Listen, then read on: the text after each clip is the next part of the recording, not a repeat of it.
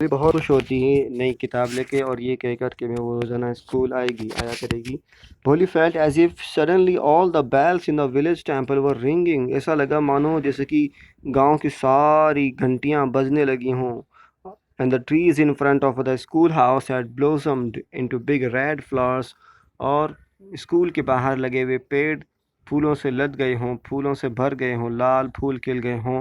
Her heart was throbbing with a new hope and a new life. उसकी दिल की धड़कनें बढ़ गईं नई खुशी नई उम्मीद के साथ में। उसकी नई ज़िंदगी की शुरुआत जो हो गई थी, इसलिए भोली बहुत खुश थी। 10 द years passed और इस तरह से खुशी खुशी सालों गुजरते चले गए। The village became a small town, जो कि पहले गांव था अब एक टाउन बन चुका था, कस्बा बन गया था। The little primary school became a high school, जो प्राइमरी स्कूल था अब हाई स्कूल बन गया है। There were now a cinema under a tin shed and a cotton ginning mill. ये इसको लिखने वाले भी इसी फील्ड से हैं, इसलिए इसको लिखा है सिनेमा।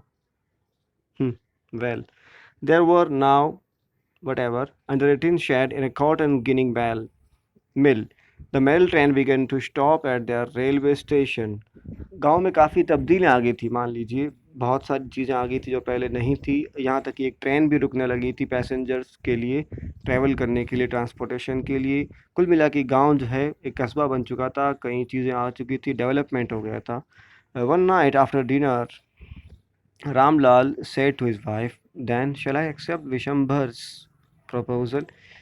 अपनी बीवी से रामलाल ने कहा, क्या मुझे विशंभर का प्रपोजल प्रस्ताव मान लेना चाहिए।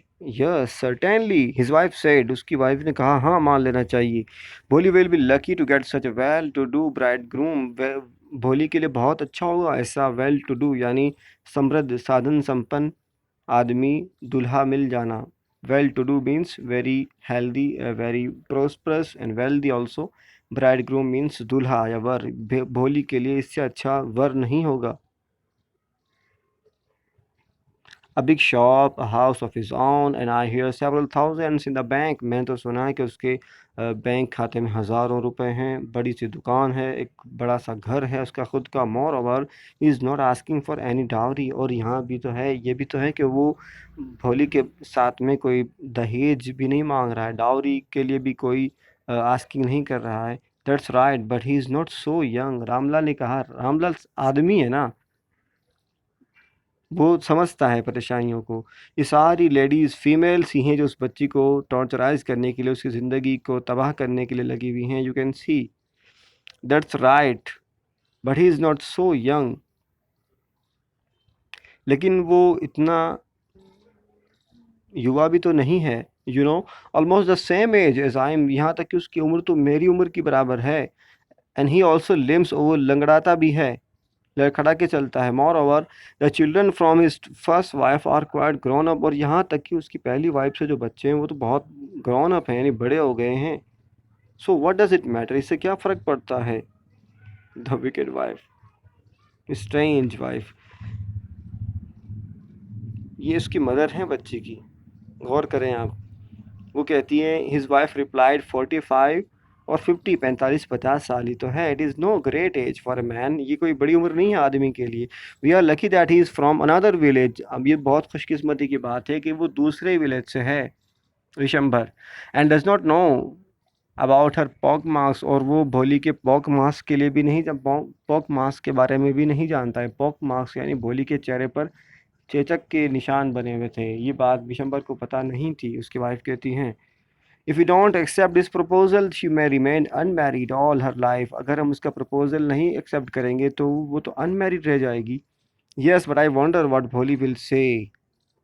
लेकिन मुझे चिंता है कि भोली क्या कहेगी। What will that witless one say, she is like a dumb cow. ये देखें वर्डिंग्स, देखें आप, सोसाइटी कहाँ पहुँच गई है। और इसको सो कॉल्ड एजुकेटेड सिविलाइज्ड लोगों में शुमार किया जाता है। हमें सोचना चाहिए कि जो एजुकेशन हम ले रहे हैं उसको क्या वापस एक नया शेप देने की ज़रूरत है। यकीनन है। What will that witless one say, she is like a dumb cow. May be you are right muttered Ramlal. Ramlal बुदबुदाया, हो सकता है तुम ठीक कह रही हो। भोली क्या कहेगी बेचारी, वो तो गाय की तरह है। ये उसकी माँ ने कहा, भोली की माँ ने। In the other corner of the court yard भोली ले अवेक ऑन हर कोट। भोली ये सारी बातें सुन रही थी बेचारा। Listening to her parents whispered conversation, वो अपने पेरेंट्स की विस्परिंग यानी फुसफुसाने की जो बातें थी वो सुन रही थी। विशंभर, विशंभर नाथ इंग्लिश में व से शुरू होने वाले वर्ड्स को बी से लिखा जाता है। Rabindranath Tagore, Vidya Niketan, what.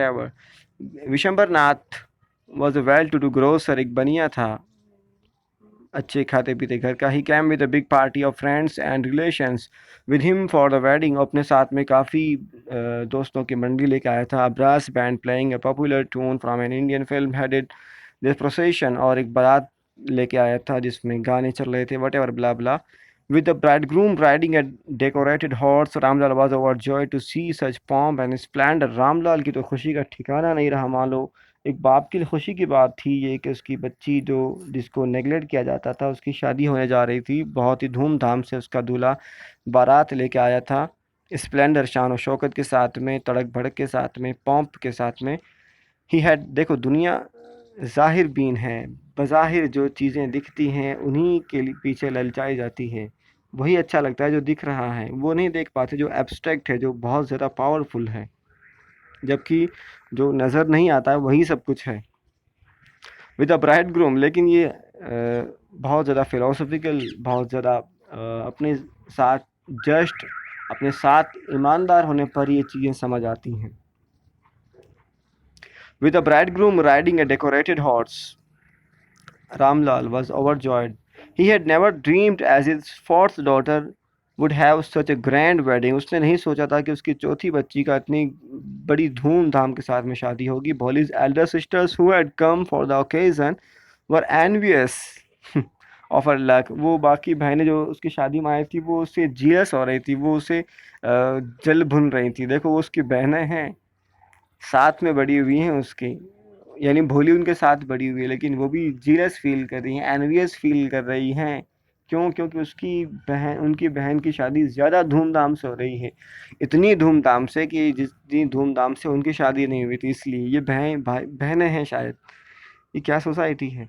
When the auspicious moment came, the sometimes literature reveals society। कई बार लिटरेचर सोसाइटी को रिवील करता है, सोसाइटी को दिखाता है कि सोसाइटी कैसी है, समाज कैसा है। और कई बार सोसाइटी जो है वो उसको रिफ्लेक्ट करती है लिटरेचर में।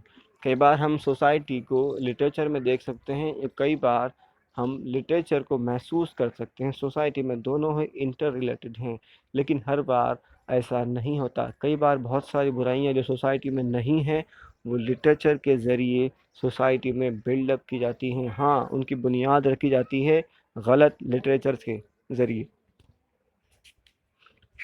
So be very careful about readings also.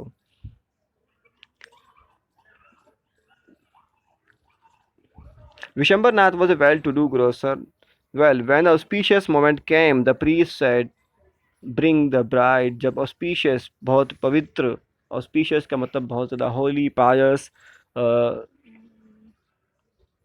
virtuous, बहुत ज़्यादा शुभ मुहूर्त आया, तब प्रीस्ट ने, पुजारी ने कहा, ब्रिंग द ब्राइड, दुल्हन को लेके आओ, कन्या को लेकर आइए।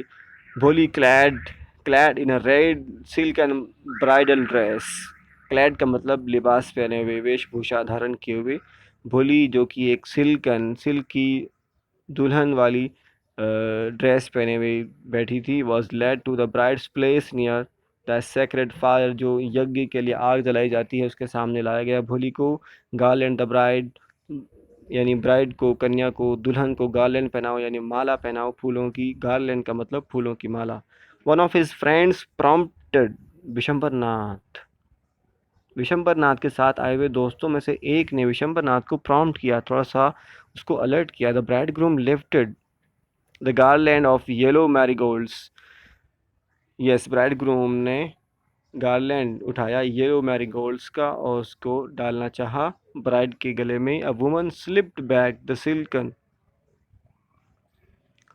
A woman slipped back the silken wheel. लेकिन तभी क्या होता है, एक वुमन, एक महिला ने दुल्हन के चेहरे से घूंघट उठा दिया। veil from the bride's face, घूंघट, पल्लू. Vishambar took a quick glance. Vishambar की अचानक नज़र पड़ी. The garland remained poised in his hands. और garland जो है फूलों की माला उसके हाथ में रुक गई, थम सी गई. The bride slowly pulled down the veil over the face. bride ने हल्के से अपना चेहरा छुपा लिया, ढक लिया. Have you seen her? क्या तुमने उसको देखा है? said Vishambar to the friend next to him. अपने दोस्त से कहा, तुमने देखा उसकी शक्ल को? She has pock marks on her face. उसके चेहरे पर तो चेचक के दाग हैं. So what? You are not young either. तो क्या होता है, उसके चेहरे पर दाग हैं तो क्या हुआ, तुम भी तो इतने जवान नहीं हो, इतने युवा नहीं हो.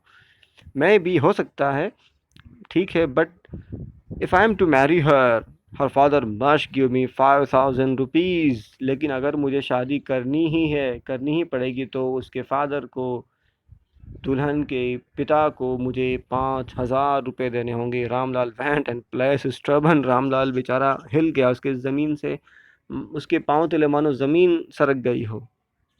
उसने अपने टर्बन को, अपनी पगड़ी को संभाला. इज़ ऑनर यानी माननीय जनाब, श्रीमान. At Vishambar's feet. वो उसके चरणों में जा गिरा, उसके कदमों में गिर गया विशंबर नाथ के.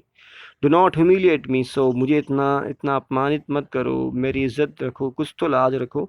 सबके सामने मेरी बेटी की बेइज्जती मत करो, उससे शादी के लिए इनकार करके या 5,000 रुपये मांग कर. Take 2,000 rupees. 2,000 रुपये मांग लो. मैं गरीब आदमी कहाँ से इतने रुपए जुटा पाऊँगा. नो 5,000. ये पुरानी स्टोरी है, उनके लिए उस वक्त ज़्यादा बड़ी कीमत थी. नो 5,000 और वी गो बैक. अगर 5,000 नहीं तो हम वापस जाते हैं. Keep your daughter. अपनी बच्ची को रखो अपने पास. Be a little considerate please. If you go back I can never show my face in the village. अगर तुम चले गए तो मैं पूरे गांव में ये अपना फेस नहीं दिखा पाऊंगा.